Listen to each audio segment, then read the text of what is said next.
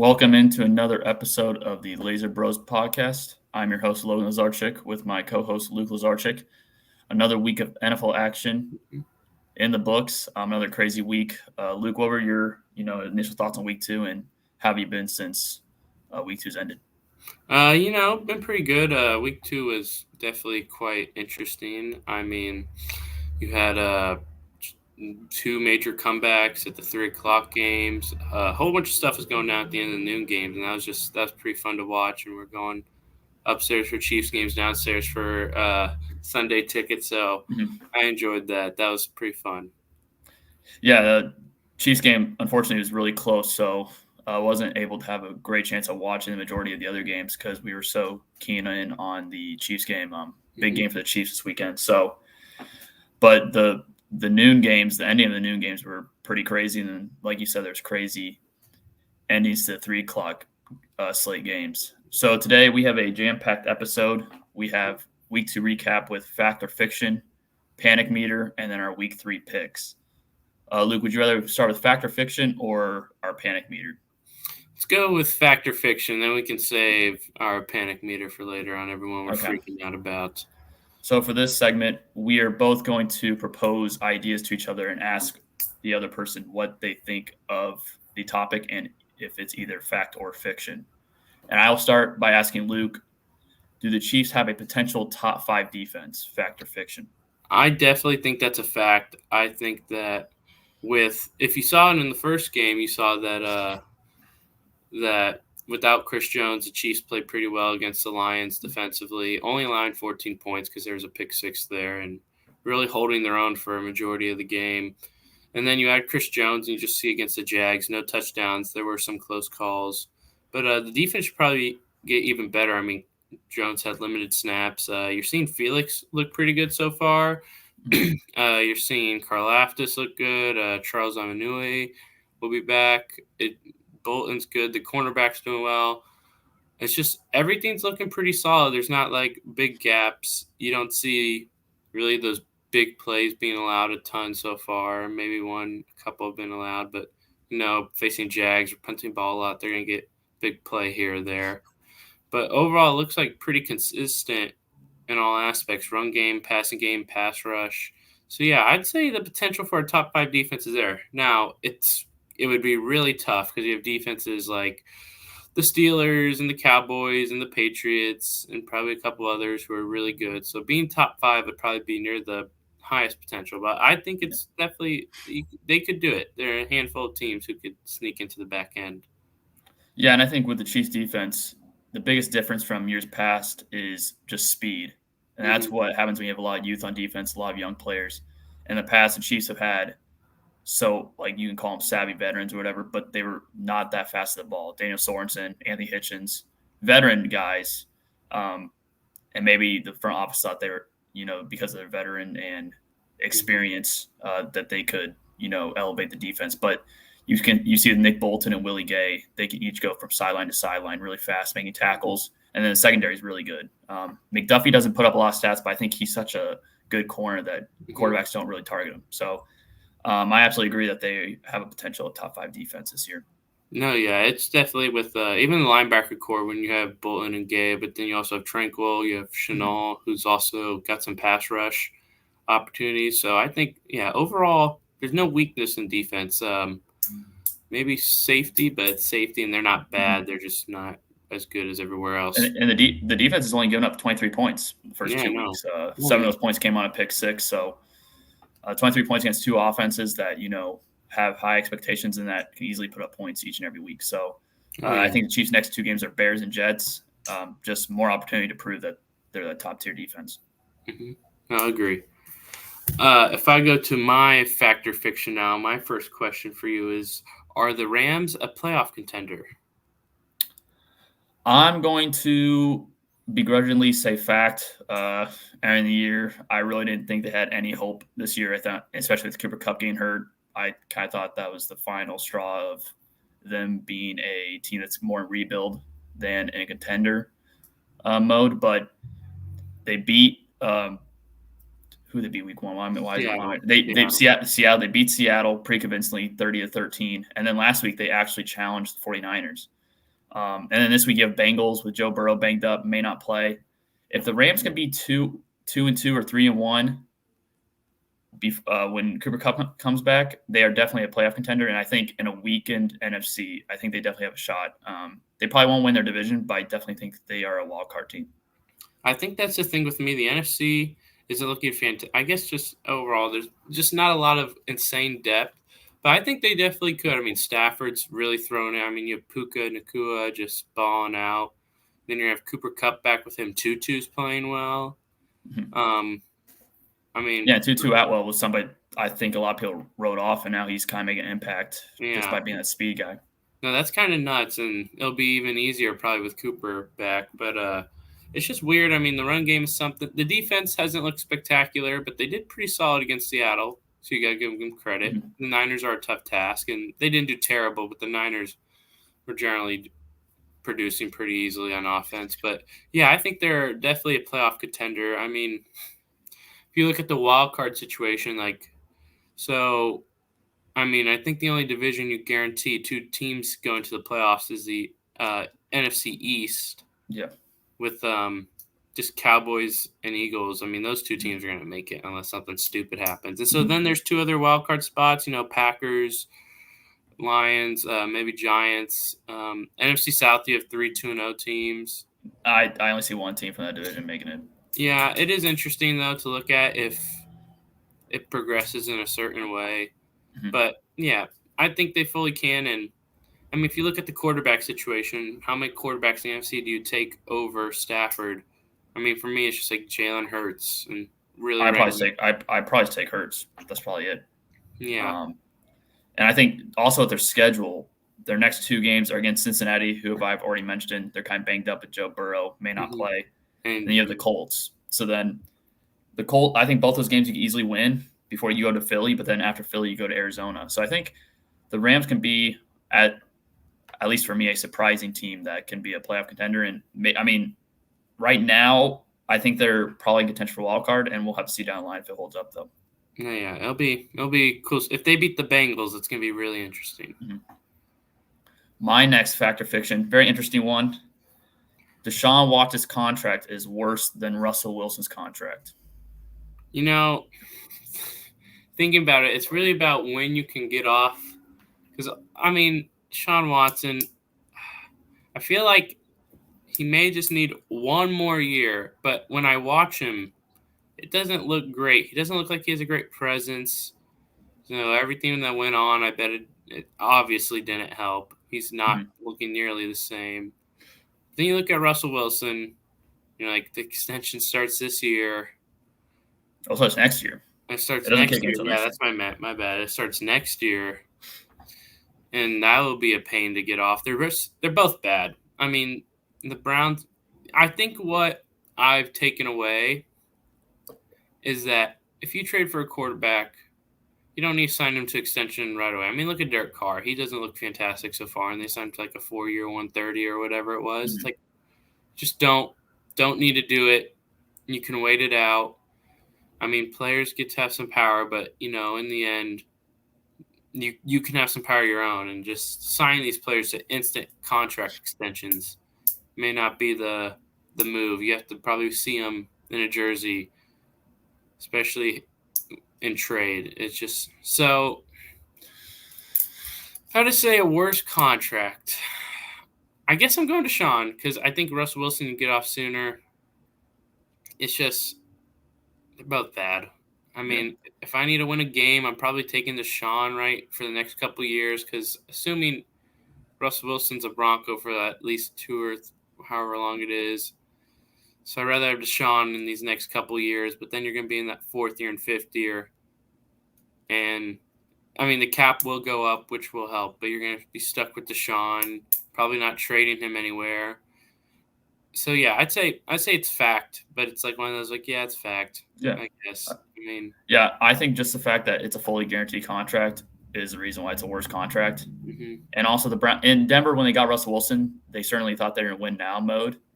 They still have a lot of questions on that team. But with the Browns, they are definitely in a win now window. And especially with, the questions in the AFC North, Pittsburgh hasn't looked that great. Bengals are 0-2 and Burrow's hurt. Yeah. it is kind of disappointing that they're probably not going to be able to take advantage of those circumstances because Watson's not playing up to par, and the contract itself was not great. And when you trade for a player with that many off the field question marks and that egregious question marks with him off the field, and the fact that he hasn't played in a year and a half of football, and then you give him the fully guaranteed contract, the first fully guaranteed contract and the biggest contract in NFL history. And Kirk Cousins got a fully guaranteed contract. Yeah. It was like 3 years, $84 million. Yeah. This when they gave him this deal, it was the biggest quarterback contract in NFL history and fully guaranteed. I think it was just a terrible mistake, and they're gonna have to pay for it. And there's no way out. They're gonna have to stay with Watson. And the unfortunate part is Kevin Stefanski and the GM. They're probably gonna lose their jobs for this. And I don't think, Oh yeah. at least for Stefanski, I don't think he necessarily wanted Watson. I think the owner pushed for Watson and got him, and I think Stefanski's gonna have to lose his job for it. I think it's definitely not a head coach decision with everything that goes on. It's a managerial situation. But okay, if you were the Broncos right now, if it's like take away like, oh, the cap hit of doing a trade, just like would you swap contracts? And I was thinking about it. It's like I think I would. I rather just play the season out. And if you're a top 5 pick, which if you look at their schedule, they have to face Miami this week. Then I believe the Packers and the Chiefs twice in about 4 or 5 week span. Mm. I don't know how many of those games they win. They may lose all 4 of those games. I think. No, yeah, so if they're a top 5 pick, I'm not trading for another quarterback. I'm probably cutting Russell Wilson and taking the dead cap hit and then drafting one of these young quarterbacks in the draft. It's gonna be this draft makes it so interesting because you have Caleb and May, but then you have Sanders and you have Penix and just Cam Ewers. Well, I'm not sure Shedeur Sanders will enter the draft this year. It may be better off for him just to sit a year, and then you have a better shot being the number 1 overall quarterback in the next draft. It's an interesting. That's an interesting discussion. So for my last factor fit, or no, it's your last. Yeah, my turn. So my thing is, outside of the Chiefs, do the Baltimore Ravens have the best shot at the 1 seed in the AFC? I'm going to say fiction. I think the Ravens right now, if I had to pick a AFC North winner, it would be the Ravens. But I still think the Jacksonville Jaguars with the AFC South schedule, I think they still have the best shot just because of schedule. And I haven't really been impressed with the Jaguars up to now. And so right now, I think the Ravens are a better team than Jacksonville. But I think the fact that Jacksonville has such a weak division, I think you still have to give the slight edge to Jacksonville. And that doesn't mean that Jacksonville's a better team right now. I think schedule-wise, they have the clear advantage. I think the AFC South has honestly impressed me a little more. I think that Anthony Richardson comes back from concussion whenever. I think that he makes them a little more formidable. I think the Titans have proven that, again, they'll look bad some weeks, but they're still tough out. And then CJ Stroud's looking good. I mean, he has Nico Collins looking pretty good. Tank Dell's looking good. I know that they didn't even have Tunsil. I don't think they have. I forgot about Titus Howard, how bad his injury is. I don't know when he returns.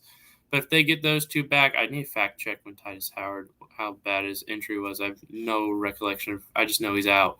But they get those back. That's a solid outside lineman, and you got Stroud dealing. You have some talent on the defense with Petrie and Stingley, and Will Anderson looks good. I think they have the possibility to take away more wins. Like week 4, I'm looking at Texans Jags as a potential upset. I think that's week 4. Well, that's this week, isn't it? It's this week. It's this week. It's in Jacksonville. Oh, it's in Jacksonville? I may have got the weeks mixed up. But either way, I'm just checking myself real quick. Yes, you're right. You are right. But nevertheless, that'll be interesting. Probably I would take Jags, but that's interesting. And then it's just I trust the Ravens. They look good. Lamar's looking really good. All their weapons they're getting their production. Odell, Zay Flowers, Mark Andrews. So I think they're sort of at this, like, even though they lost a running back, they're at this all around just playing football. So I think the Ravens. I think it'll come down to the end between Chiefs and Ravens right now. Yeah, for me, we saw this with the Ravens last year. They started 2-0, and then injuries started to pile up. And we've kind of already seen some injuries start up for the Ravens. So right now I think they're a better team than Jacksonville. I think with schedule and injury concerns that we've seen from Ravens, that's kind of why I'm still hesitant on thinking that they have the 1 seed. Their schedule is the Browns, who we don't think looks too good, the Steelers, who we don't think looks too good, and the Bengals, who we don't think looks too good. They can that could not. I mean, the AFC South. The AFC North could easily be. It could be like the AFC West last year, where we had all these expectations, and then it kind of plummets. So, I get what you're saying there. And this isn't a topic that we have for Fact or Fiction, but you brought up C.J. Stroud, and after watching Bryce Young and C.J. Stroud the first 2 weeks, I wonder if there's going to be some people within NFL circles that kind of think C.J. Stroud should have been that number 1 pick. I don't think you say that yet. The Panthers suck. They suck. They're terrible. They're terrible. Yeah, so I mean, I think it's just a topic that later down the line this season, it could be a topic where C.J. Stroud looks just way better than Bryce Young just because of size and. See C.J. Stroud through like a 34-year-old old wide receiver. I mean, it's not to Robert Woods. Yeah, but Robert Woods is not even like the one. I mean, Nico Collins is. Panthers. The Panthers. I'd rather have. That's why I thought they should have gone out and. I mean, DeAndre probably thought, okay, they're not a contender, but trying to get DeAndre Hopkins in Carolina, I thought would have been a great move for Bryce Young. You get Bryce Young, but you lose DJ Moore. If you could have done it without losing DJ Moore, I mean, it's tough. You need a receiver bad, and you don't have your first-round pick. It's gonna be. I think the Panthers are. I think they're gonna be far worse than people. And they don't have J.C. Horn.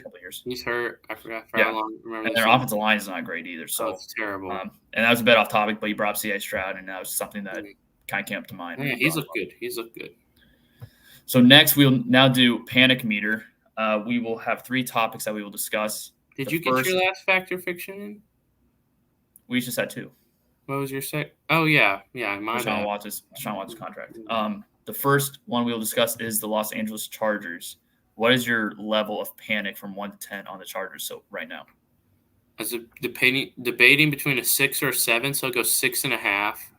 It's just, okay. I mean, I really like Herbert, but I know that they're the Chargers and they screw things up, but he has to kind of step up and finish some of these games. He has to step up and do it. He's not doing it. I mean, they face a Vikings. It'll be very telling with the Vikings this week because that's another team. They're very similar.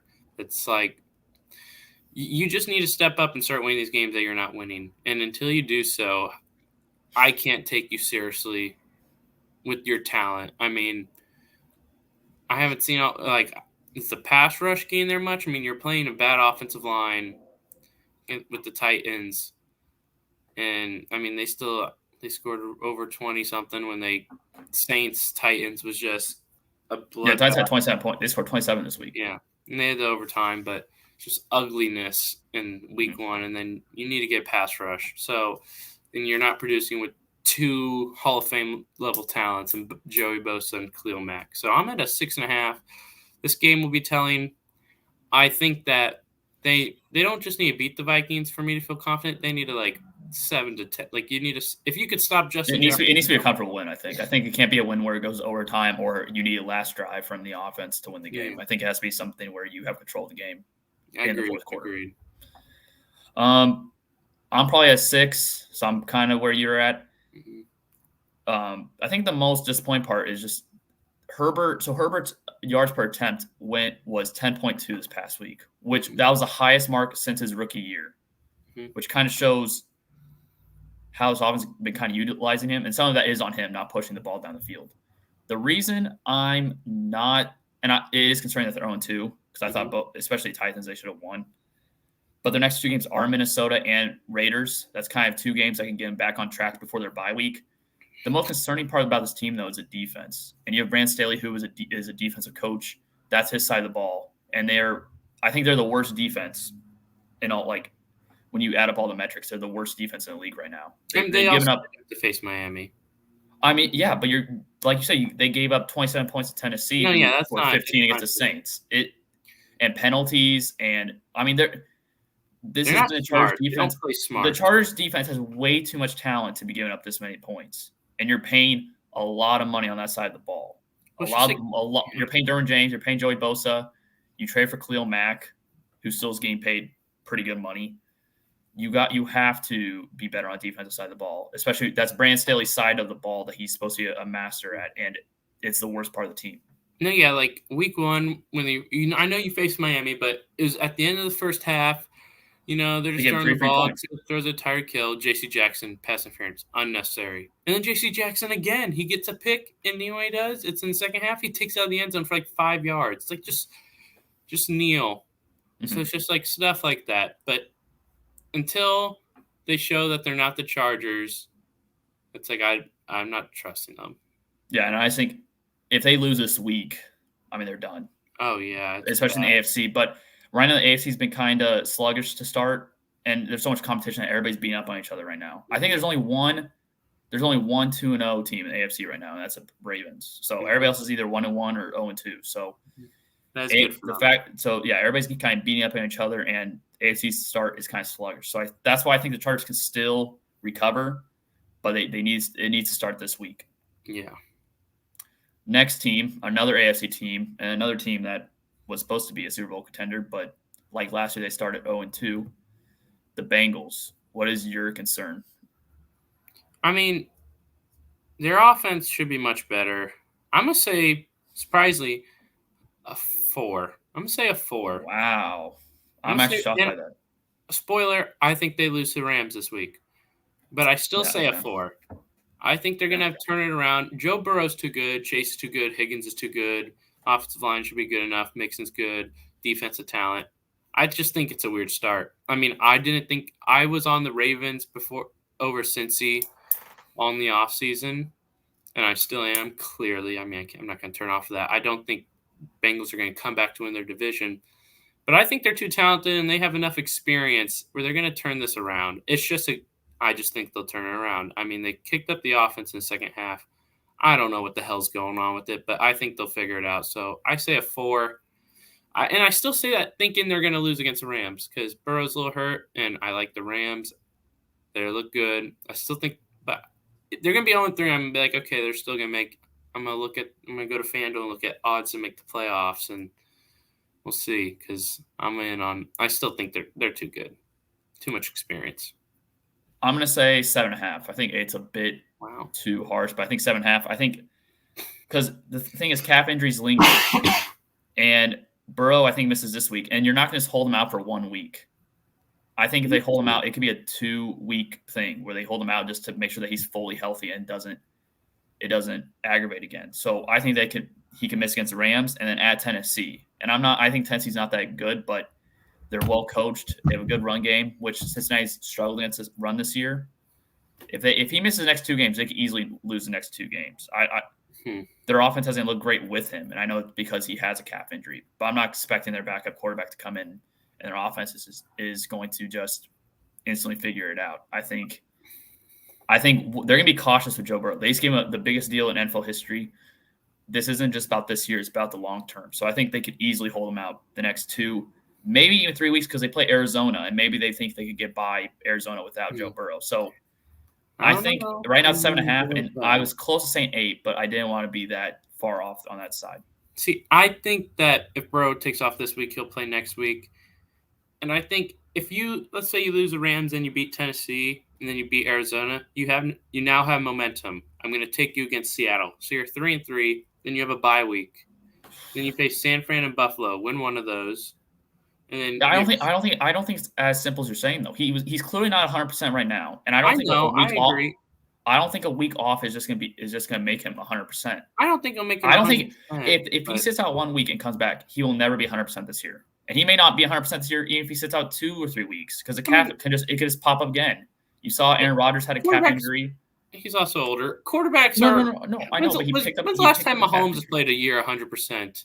No, I realize that, but my point is Mahomes would pick up injuries later in the year, and maybe they lingered, and maybe he got back. Some early ones. He's picked up some but Burrow, it was known that his calf was not 100%, and even Jamar Chase before the year said he wanted the Bengals to sit him out for the first 4 weeks. And Jamar Chase, I'm not saying he's a doctor and knows what he's talking about, but I think if you look back then and you look to now, and the Bengals probably would have wished that they set Burrow out the first 2 weeks hindsight, to try to let him get. Oh, of course, yeah. But I don't think his calf's ever going to be 100%. And if you only send him out 1 week, that's not going to be enough to get him back to full health. This Joe Burrow, I have faith in the man. He's second best quarterback in NFL still. I mean, we've seen that guy gut out a lot. I think you give him like 80% of calf as long as it doesn't re-aggravate. He has to change his stop, not as much scrambling. I mean, make the offense simpler. I think they'll be okay. I think they'll be okay. I don't think they're going to win that division, also because I think Ravens going to have a really good year. But 5 seed in the AFC where you're 5 playing. seed. If they go on 3 Yeah, seed, you're not. If you don't win the division, you're a wild card team. No, I realize that, but I'm saying you think they'll be the best wild card seed. They could if they be. lose. I mean, who else? Chargers are 0-2. I mean, look at other teams. I'm not trusting other AFC North teams. You're giving me Titans. You're giving me. I mean, it's still Miami and Buffalo. Miami. I think one of those teams will be seed, 5. and you're playing like Jacksonville. It's like, okay, we can go beat Jacksonville in Jacksonville. They have a. I just think it's a much more complicated situation than that. I disagree. I think they'll be fine. Final topic, another one that is probably a popular topic is Justin Fields. What is your level of concern for Justin Fields? I know you were not as high as him coming into the NFL. I was giving him a chance this year. I was giving him a chance. I'm out. I'm 10. I think he's done. I think he's done. Right. I was telling you right before we started, the little quote in his press conference where he's saying, like, he needs to play himself, and I get that. But he said, I know it's different with the audio, but he said, could be coaching, I think. At the end of the day, they're doing their job by giving me what to look at, but I can't be thinking about that when the game comes. It's time to play more free at that point. Wait, so I didn't hear the first part. I didn't hear that you say was he blaming the coaching, or did he say the coach could be the problem? Sort of like, I don't want to say he's directly blaming the coaching, but he's sort of just saying, like, they're giving me too much stuff. If I were to interpret it, they're giving me too much stuff to think about. When you're a quarterback, you have to think about all of those things. And like, look at Patrick Mahomes. I mean, his sophomore year, his second year, I remember he had some quote in that, I think it was LeBron's barbershop thing, where he was like, yeah, the first half of my first year starting, I couldn't read defenses. Guess what? He had Andy Reid and Tyreek Hill, Travis Kelce. And that's also his second year. And he only started one game his rookie year. Justin Fields had like 25 starts before the year, and he's still not seeing it. They're giving him simple stuff. You see he misses easy plays. I mean, every once in a while you see quarterbacks do it. It's like, okay, I'm giving my top target 12 passes in like the first 3 quarters. Like, just DJ Moore should have like 10 targets, like in the first half even. Just force it to him. I don't care. He's DJ Moore. He's a great player. I don't think he's seen it. Well, what if he forces to him? But are we just going to ridicule him if he forces those passes to DJ Moore and they get picked? But easy passes, like his little out routes. Okay. Just give him the ball. I mean, it was like he had like 40 yards in the first drive, and it's like, oh, he doesn't get the ball anymore. I don't think that's coaching. I think they're trying to get him the ball. I don't think he sees anything. He's athletic, but I think it's different from like Lamar. I think Lamar's also, I think, a better runner than any other quarterback in history, but I think he sees it more. Lamar fully tries to be a passer, as you could see so far in the passing system, than now he has. They're trying to he's not a passer. He's a runner with a big arm who every once in a while makes a really nice throw, but I don't think he's a quarterback. I mean, he's a back. I mean, he's a quarterback, but I don't think he's a winning quarterback. Yeah, sadly, because I'm a huge Justin Fields believer. I'm probably at 9. I don't want to say he's done yet. We've seen plenty of quarterbacks, struggle. And the thing is, I think this league it has pivoted so much to offense that at this point you need to hire offensive coaches, head coaches for a young quarterback. I think we've seen so many quarterbacks, either regress or just not succeed because they're with a defensive-minded head coach. We've seen Brian Daboll leaves for Giants. Josh Allen struggles. And I'm not saying Josh Allen is not good anymore. He's still a great quarterback. But Josh Allen struggles. You had Daniel Jones, who, before Brian Daboll, was considered a bust. And Brian Daboll comes in and elevates his game. You see Kenny Pickett. He's kind of regressing because he's with that defensive-minded head coach. And Matt Canada needs to be fired. I think it's more about just bad offense coordinator hires. I don't know. See, I don't think the Bears have a great OC either. I think a lot of this is on Fields, and I'm not trying to push the blame on the coaches, but I do think we have to acknowledge that offensive coaches need to be with young quarterbacks. And I think right now for the Bears in general, I think everybody's job's on the line, including Fields. But I think he will get another opportunity somewhere if they do move on from him. If there's a young head coach at a team that's kind of in a rebuilding stage, he will get another chance. There's too much talent. We've seen too many, like you said, there's really good throws he makes. It's just too far in between. But I think if you can get him an offensive-minded head coach and try to get that more consistently, I just think offensive head coaches, if you have a young quarterback and you're starting a new team, you need to have an offensive coach for that quarterback. Defense coaches you have to pivot away from them. I'm bringing it back to Lamar. Well, he's had John Harbaugh, who was special teams. I think. Well, I also think though there's more stability in Baltimore than there is in Chicago. I think we both agree on that. Just organizationally, there's more stability. I agree. It's not the best situation, but you're just looking at stuff like, dude, you're so athletic, but it's just like he clearly doesn't. I absolutely doesn't see it. I mean, in what world is he the starter for the Bears next year? I don't see it. If they're potential top 10 picks in this draft, if they have 2 top 10 potential picks, they'll move on. And I don't see him starting anywhere next year, especially when all these teams. Why would you go sign Justin Fields and he may trade for him and then he has like his quarterback option? They may be like, and then you have like Michael Penix you could draft as like the 5th, or Quinn Ewers as like the 4th or 5th, and they're still like. Can I name a team real quick? Who? So the Commanders are 2-0 right now. Okay. And let's say they're solid. Let's say they're 8-9. And you're going for another project? No, I'd rather get Kirk Cousins back. I think we talked about that like a week or two ago. I'd rather get. You can win some games. Fields has too much potential to give up. Fields has too much talent to just give up on him at 23, and he just doesn't do anything. Zach Wilson's getting another starting opportunity. That's different. That wasn't planned. He was supposed to sit for 2 years behind one of the greatest quarterbacks ever. That wasn't planned. I'd rather have Sam Howell. No. If you're watching, like I said, my pick is at 9. You have all this talent paid cheap right now. I'd rather go swing for the fences, not with someone who is good, or not Justin Fields, who you're going to have Terry McLaurin deal with another bad quarterback. I'd rather deal with Howell, who shows some more consistency. No, like I said, my picking is a 9, and I think Fields is one of the worst quarterbacks in the league. I think I'm not going to give up on him yet, and I get it if you disagree with me and that you think it's a dumb opinion, but I just think there's too much talent there, and we've seen too many talented plays from him. So I think they'll lose this week. They'll be 0-3, and I think the Bears will have 2 top 10 picks. He's probably done in Chicago after this year. I think for him, this year it's probably Stafford. You can go back up Stafford next year. Okay, you know what? That may actually not be. He's not starting anywhere. I'm not starting him. Don't even say no. But I know you want to say it. Don't say no. Would you not say it could be beneficial for him to go to the Rams, learn? No, I think it would. And be with McVay. Maybe you start the year after. That's honestly his best scenario is to be Los Angeles Ram behind Stafford and with McVay. You know how I feel about. Do you think? Okay, can I ask you this? Do you think he would have a chance to start after staying a year behind Stafford? Maybe if he shows progression, but it's not just going to be like, oh, he does what he normally does. He needs to show a lot of progression. I mean, a lot. It's not just. Like I said, I'm absolutely. I have shifted because I'm still huge. I was a huge Justin Fields believer coming to this year. Thinking he would take that next step, and he hasn't so far. I mean, that quarterback draft class is just. Well, yeah, no. I think he's done in Chicago. Yeah, I think he's done in Chicago. I'm very low on his overall aspects of. He's played 25 games. He has just not shown the ability.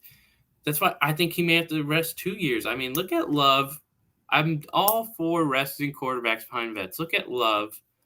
I mean, I still think Zach Wilson looks better than he did. I think he got picks at the end because they're down a lot, and yet he's having no protection. He's chucking it. So I think he looks better than Rodgers too.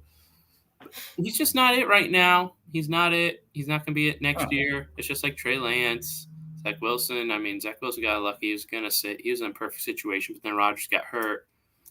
I don't have faith in Fields at all, or Lance, or I guess Wilson, my boy. Sadly, like another example of the quarterback shifting from a defensive coach to offense coach. Tua was not good with Brian Flores, and then Mike McDaniel comes in and totally elevates his game. You got Tyreek Hill and Waddle. Okay, but that's what I'm saying. Circumstances can change. I think circumstances can change. So I don't want to give on Fields yet, but I think this year Tua, you see like he can read a defense really well. he can do this. I mean, all you see from Justin Fields is he can run the ball. That's it. I've seen nothing else. Oh, yeah, he has a strong arm. He uses it all the time. Okay. I like I said, I think he's done Chicago. I think for future, I still think there's something that could potentially be there. And I may be absolutely wrong, but I think there could be something. I agree there could be something, but I don't give it a great shot. Okay, after that heated argument. I'd rather draft Bo Nix. After that heated argument, we will now move to week 3 predictions. So tomorrow night, Giants at 49ers. And this week we're just going to go through these pretty quick. We're each just going to give a score prediction for the games. So Giants at 49ers, and 49ers are 10-point favorites. I'm going to say 33-24. Niners. All right. I'll say Niners 30-13. Next game, Titans at Browns. Browns are 3-point favorites. Give me the Titans 20-17. Okay. I like the Browns in this one. I'll say 21-17. So I think they slightly cover. Next game, Falcons at Lions. Lions -3.5. I feel pretty confident in Lions in this one. I'm going to say 28-17. Yeah, I'll say Lions as well. I'll say 24-16. Next game, Saints at Packers. Packers are 2-point favorites. Give me the Packers. Give me 23-16. I'll take Packers as well. I'll say 27-17. Next, Broncos at Dolphins, and Dolphins are -6.5. Jeez, that's going to be... The line is tricky in this one. I think Dolphins win, but it may be closer than people think. There may be no Jalen Waddle. Broncos defense finally pulls up or not, but say Dolphins 27-14. I'll say Dolphins 26-17. Chargers at Vikings. Chargers are -1. Let me see. This is the big one, but I have Chargers. I mean, it has to be a shootout, right? I'm going 31-28. Yeah, Kirk Cousins at noon. Yeah, not prime time. It'll be a shootout game, and in Minnesota. I'll take Chargers 34-30. I mean, the over/under is only 54. Yeah. Mm-hmm. No, Patriots at Jets. Patriots are -2.5. Very tricky game for me to pick this. 17-13 Patriots. Low scoring, 2 great defenses. I'll probably say Patriots as well. I'll say Patriots 20-16. Buffalo at Washington. Buffalo are 6.5-point favorites. I was kind of thinking about Washington for a little bit earlier this week, but in the end, I think Buffalo bounced back. But I do think Washington covers. I'm going to say 27-24. I say Buffalo barely covers 27-20. Texans at Jacksonville. Jacksonville are 9.5-point favorites. Yeah, I also have Texans covering another close one. Jags 23-20. I think Jags offense bounces back. I'll say Jacksonville 30-20. Colts at Ravens. Ravens are 7.5-point favorites. See, it's tough because we don't know if Richardson's playing. I'm gonna assume he is. 30-20 Ravens. I'll say Ravens 27, Colts 23. I think if this is with Richardson playing. If Richardson doesn't play, it'll be different. But I think the Colts could give Ravens some issues. Panthers at Seattle. Seattle's 6.5 or just 6-point favorites. I have a weird feeling. One of these upsets has to happen, because I got a lot of close ones. I got 24-20 Seahawks. Wow. Did you watch the game on Monday? Not much of it, but I sadly did. Panthers are not good. I'll say Seattle not good. 27-13. I mean, I'm not. It's just I have a feeling we're gonna get them closer games this week. Yeah. Bears at Chiefs. Chiefs are 12.5-point favorites. Oh, I think no, we're gonna blow them out the water. I said we. Come on, but Chiefs fan obviously, but Chiefs gonna blow them out the water. 38-14. I mean, I think this is the week the Chiefs offense finally figures it out. Yeah, agreed. I'll say 37-10. Yeah, I think we're gonna take him to the woodshed. Next game, I think it's probably a blowout. Cowboys at Cardinals. Cowboys are 12.5-point favorites, and I think this line moved. I'm pretty sure last night it was like Cowboys minus 10.5, so I think it's moved. Yeah, I forward do 2 think it points. moved. I think I've seen a couple lines move. I think I don't know. This is one I don't think it'll be like, oh, Cardinals have a chance. But 27-17, Cowboys. Wow, I'll say Cowboys 31-13. I think when you watch the Cardinals, you see enough competence. You see enough of it. Or that's just more about the Giants' defense. Okay, but they also compete against Washington. I know Washington. I think you see enough competence with Dobbs in the run game and some. I think you see enough competence. They're gonna. I don't know who blocks Micah Parsons, so. Well, yeah. I mean, hey, Paris Johnson, man. I mean, yeah, that's tough. Sunday night, Steelers at Raiders, and the Raiders are 2.5-point favorites. That's such a terrible game. But I wonder what the odds are for a Steelers defensive touchdown. I bet it's not fantastic odds. But give me Steelers 2016. Is Devontae Adams still in the concussion protocol? I think they said he's good. Okay, I'm still taking Steelers regardless. That would just make my point differential bigger. I'll say Steelers 23-17. Eagles at Buccaneers. Eagles minus 5.5. I mean, obviously Tampa has done well, but I think they take a step back, 30-17, Philly. Yeah, I think Eagles offensive line, defensive line kind of take control of this game. I'll say Eagles 26-17. Rams at Bengals. Tricky game to pick right now because we still know Joe Burrow's status, but at this point I'm kind of leaning that he doesn't play. Bengals are 2.5-point favorites right now. Either way, I'm going Rams. 24-23 Rams. I'll say Rams as well. I'll say Rams 27-24. Did we only disagree on Titans Browns? I believe so. To be quite honest with you, I think a point differential there's difference. There's a lot of favorites this week, like over 4.5.